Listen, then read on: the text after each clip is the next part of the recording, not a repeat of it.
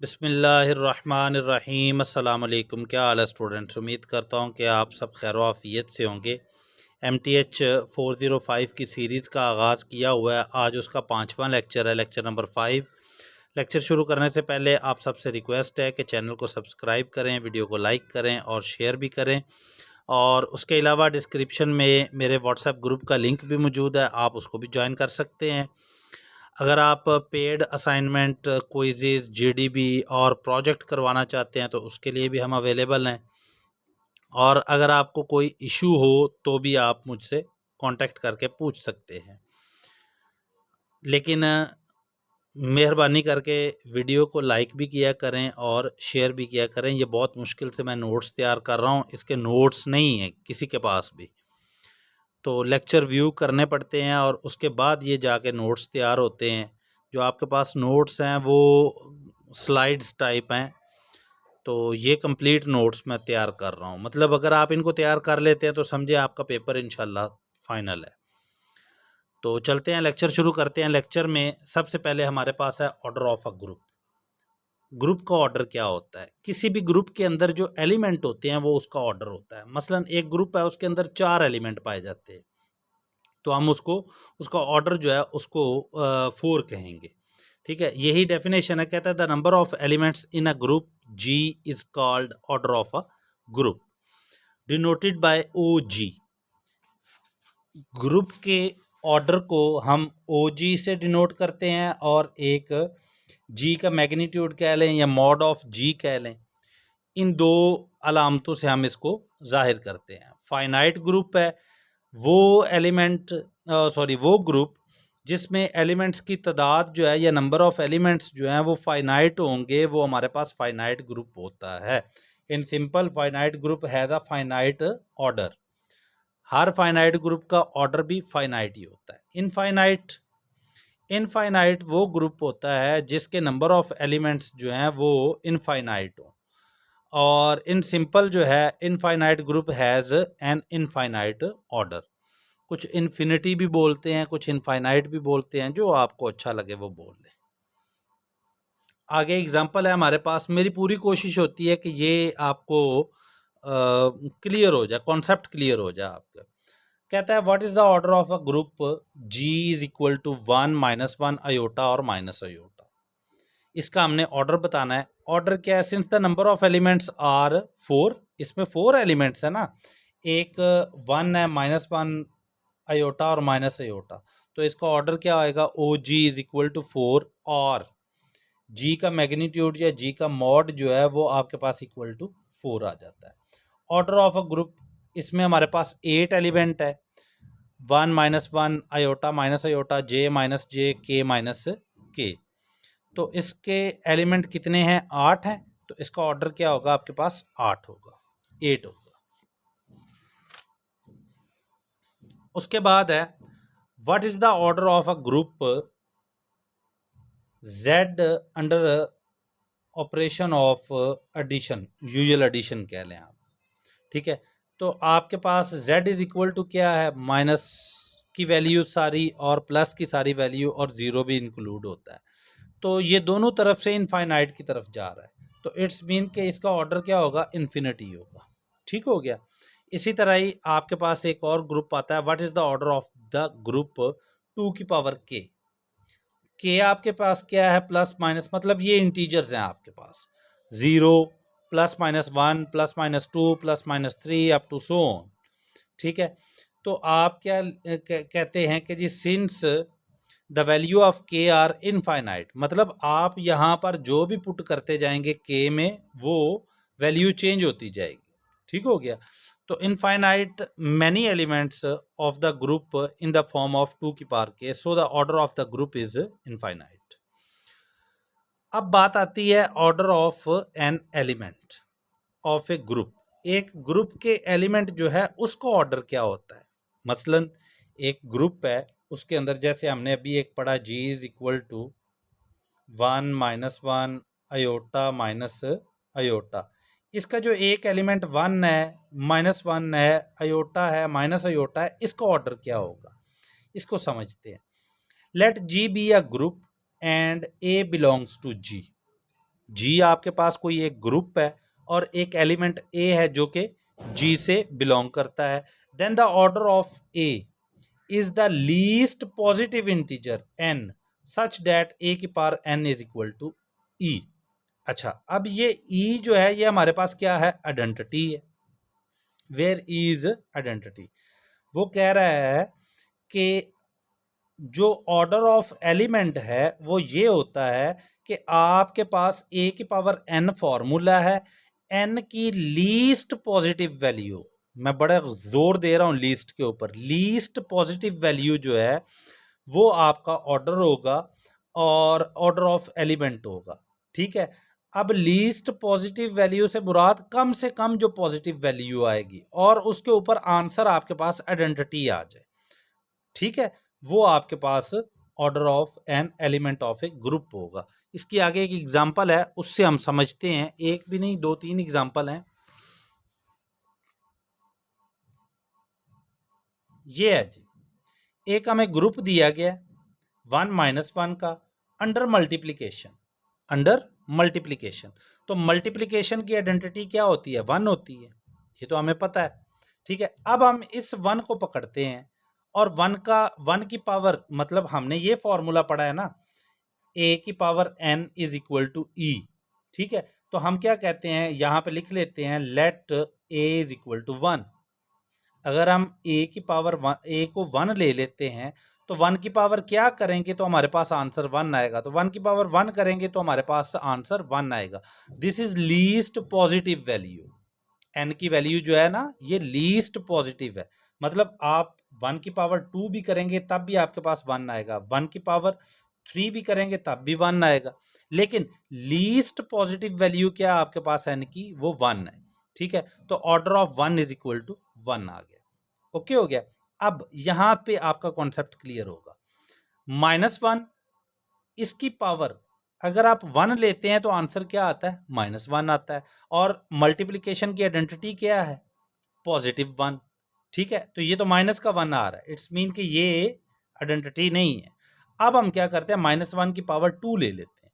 अगर आप -1 की पावर 2 लेते हो तो आपके पास आंसर क्या आ रहा है, 1 आ रहा है, दिस इज आइडेंटिटी। ठीक है, तो ऑर्डर ऑफ -1 क्या आ जाएगा, 2 आ जाएगा। मेरे ख्याल से इस एग्जाम्पल से आपका सारा कॉन्सेप्ट क्लियर हो गया। अगर फिर भी समझ नहीं आई तो ग्रुप ज्वाइन करें और मुझे बता दें, मैं इंशाल्लाह आपकी पूरी हेल्प करूंगा जहां तक मुमकिन हुआ। आगे एग्जाम्पल है, वो कहता है, ये एक एग्जाम्पल मैं समझाऊंगा, उसके बाद शायद आगे एक और भी है, वो आप, हाँ बिल्कुल है, वो आपने खुद करनी है। Find the order of each element of group g is equal to 1 -1 iota और माइनस अयोटा। ठीक हो गया, अंडर मल्टीप्लीकेशन आना था यहाँ पे, अंडर मल्टीप्लीकेशन। ठीक हो गया। अब हम क्या करते हैं, सॉरी यहाँ पे दिया भी हुआ उसने, अंडर मल्टीप्लीकेशन, ये सिंबल जो है ये मल्टीप्लीकेशन को जाहिर कर रहा है। ओके जी, और मल्टीप्लिकेशन की आइडेंटिटी क्या है, 1 है, मतलब a की पावर n इक्वल टू 1 आना चाहिए, और n जो है ये आपके पास लीस्ट पॉजिटिव इंटीजर होना चाहिए, कोई भी वैल्यू हो सकती है। पहला एलिमेंट लेते हैं 1, 1 की पावर 1 करते हैं तो क्या आंसर आता है, 1 आता है, ऑर्डर ऑफ 1 क्या हो जाएगा, 1 आ जाएगा। इसी तरह ही -1 लेते हैं, पीछे हमने ऊपर एग्जाम्पल में किया हुआ है ना, -1 का order of -1 is equal to 2 है, तो -1 का ऑर्डर क्या आपके पास आ जाएगा, 2 आ जाएगा। इसी तरह ही अब हम अयोटा लेते हैं, अयोटा की पावर 1 किसके इक्वल होता है, अयोटा के इक्वल होता है। ठीक हो गया, नहीं आई आइडेंटिटी। अब अयोटा की पावर 2 लिया तो किसके इक्वल हुआ, -1 के, नहीं आइडेंटिटी आई। अयोटा की पावर 3 लिया तो क्या आया, अयोटा स्क्वायर और अयोटा को अलग अलग करके लिख लिया, अयोटा स्क्वायर की वैल्यू क्या है, -1, -1 इंटू अयोटा, माइनस अयोटा हो गया, नहीं आई आइडेंटिटी। अब अयोटा की पावर 4 लेते हैं, तो हमने अयोटा स्क्वायर और अयोटा स्क्वायर को अलग अलग कर दिया, अयोटा स्क्वायर की वैल्यू क्या है, -1 और -1 मल्टीप्लाई होकर 1 आ गया, तो ऑर्डर ऑफ अयोटा क्या है, 4 आ गया आपके पास। इसी तरह ही ऑर्डर ऑफ माइनस अयोटा जो है वो भी 4 होगा। ये आपको ऊपर अयोटा की एग्जांपल समझा दी है ना, तो इसी तरह ही माइनस अयोटा की भी आ जाएगी। ठीक हो गया। अब ये एक एग्जांपल है जो आप लोगों ने खुद करनी है। कहता है find the order of each element of group G is equal to 0 बार कह लें, 1 बार, 2 बार, 3 बार और 4 बार ऑफ रेडियस क्लास मोडुलो 5 अंडर एडिशन। चले मैं समझा देता हूँ आपको। यहाँ पे बात हो रही है एडिशन की, ठीक है, अंडर एडिशन मतलब आपके पास जो बाइनरी ऑपरेशन है वो क्या है, एडिशन का है।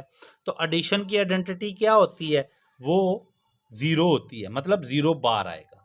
यहाँ पर रेडियस क्लास मोडुलो 5, इस चीज़ को आपने जहन में रखना है, मोडुलो 5 को। मैं इसको आगे डिस्कस करूँगा तो आपको समझ आ जाएगी।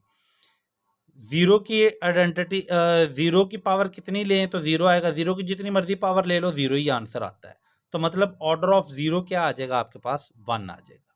इसी तरह ही जब बात आती है 1 की, ठीक है ना, ये वाला 1 अंडर एडिशन आ रहा है ना, एडिशन का हम इसके ऊपर कर रहे हैं अप्लाई।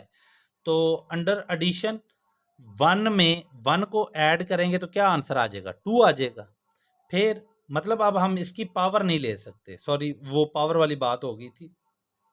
1 की पावर अगर आप लेते हो, 1 की पावर, सॉरी यहाँ पर एडिशन की बात हो रही है, बिल्कुल ठीक है। तो 1 + 1 इज इक्वल टू 2 आ गया। इसी तरह ही अगर आप 1 + 1 + 1 करोगे तो आपके पास क्या आ जाएगा, 3 आ जाएगा। 4 टाइम करोगे तो 4 आ जाएगा। अब जब आपने 5 टाइम ऐड किया, 5 टाइम ऐड किया तो आपके पास आंसर क्या आएगा, रिमाइंडर क्या आएगा, मतलब आपने 5 को मोडुलो 5 है, मोडुलो 5 के ऊपर डिवाइड किया तो 1 और रिमाइंडर क्या आया, 0 आ गया। तो ऑर्डर ऑफ 1 जो है वो क्या है आपके पास, 5 है, ठीक है, मतलब आपने रिमाइंडर 0 लेकर आए हो। ओके हो गया, ये वाला क्वेश्चन समझ लें। इसका दूसरा पार्ट, अब 2 को किया, 2 + 2 किया तो 4 आ गया। 2 को 3 टाइम ऐड किया तो आपके पास आंसर क्या आ रहा है, 6 आ रहा है। 6 को अगर आप 5 पे डिवाइड करते हो तो 5 1 ज़ा 5, रिमाइंडर क्या आ रहा है, 1 आ रहा है, तो वो 1 यहाँ पे लिख दिया। इसी तरह ही आप 2 को 4 टाइम ऐड करते हो तो आंसर क्या आता है, 8 आता है, यहाँ पर 8 कर दें, ठीक है। 5 1 ज़ा 5 और बाकी रिमाइंडर क्या बच रहा है, 3 बच रहा है, तो यहाँ पर 3 आ गया, ठीक हो गया। इसी तरह ही अब आप 8 को, सॉरी 2 को 5 टाइम ऐड करते हो तो आपके पास आंसर क्या है, 0 आ रहा है। कैसे 0 आ रहा है, 5 टाइम ऐड करोगे 10, 5 पे डिवाइड किया, 5 2 ज़ा 10, बाकी रिमाइंडर क्या बचा, 0 बचा। तो मतलब आपके पास आइडेंटिटी आ गई। तो ऑर्डर ऑफ 2 बार जो है वो आपके पास 5 है, मतलब 5 टाइम के बाद आपके पास जाकर 0 आया है, पहला आइडेंटिटी आई है। इसी तरह ही आपने 3 4 का कर लेना है। अब आगे चलते हैं, ये मैं दिखा देता हूँ 3 और 4 का आपको फिर भी। ये 3 का है, ठीक है। ऑर्डर ऑफ 3 बार जो है वो 5 आ रहा है। इसी तरह ही ऑर्डर ऑफ 4 बार जो है वो भी आपके पास 5 आ रहा है। ओके, अब ज़रा चलते हैं आगे। थ्योरम है हमारे पास, कहता है कि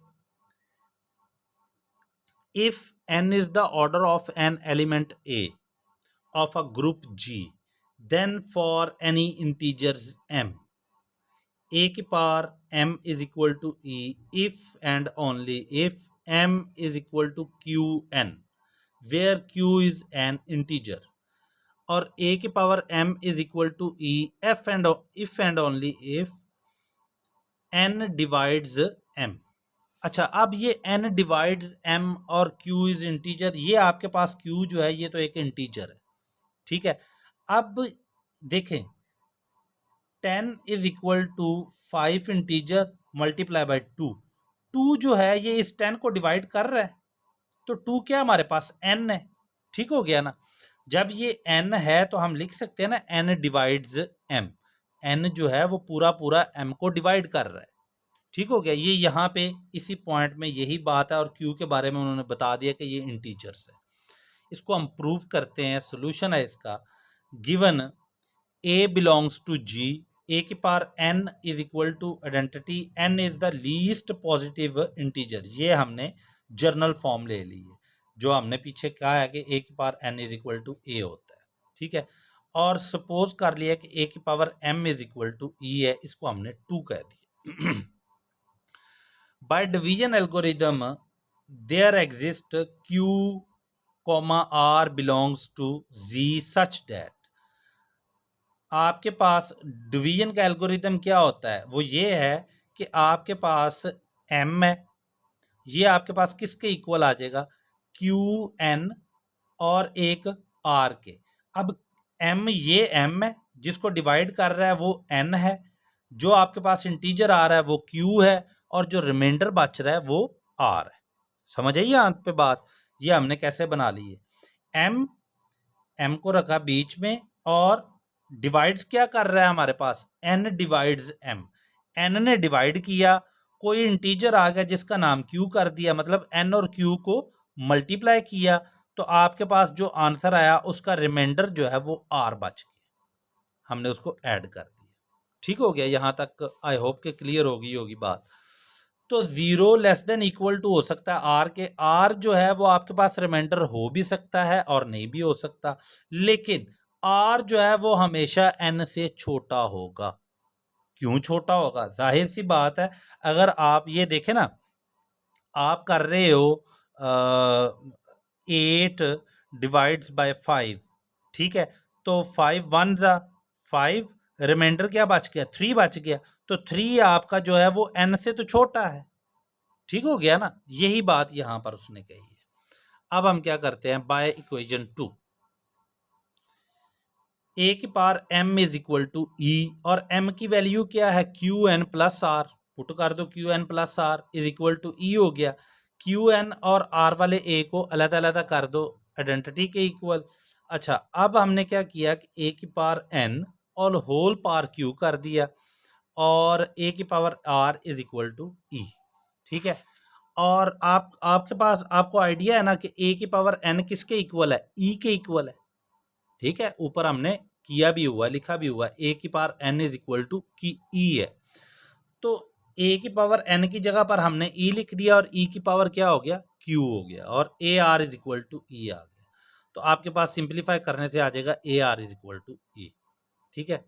अब कहता है if it possible only when R is equal to 0, जब आपके पास r इज इक्वल टू 0 हो जाएगा, रिमाइंडर 0 बचेगा, तो ही आपके पास मुमकिन है कि m is equal to Q n होगा, मतलब n डिवाइड्स m होगा। ठीक हो गया। अब हम इसको कन्वर्सली प्रूव करते हैं। कन्वर्सली वो कहता है suppose that m is equal to Q N और A M is equal to A Q N, और ए एन की पावर होल क्यू हो गई, तो A M is equal to E की पावर क्यू, और आइडेंटिटी की कोई भी पावर हो तो वो आइडेंटिटी ही होती है, तो A M is equal to E आ गया, हिंस इट इज प्रूव्ड। ये बड़ी मेहनत से मैं तैयार कर रहा हूँ, ये छठा लेक्चर भी है, आगे 7वां भी है, और ये कंटिन्यू है, मतलब 8 भी है।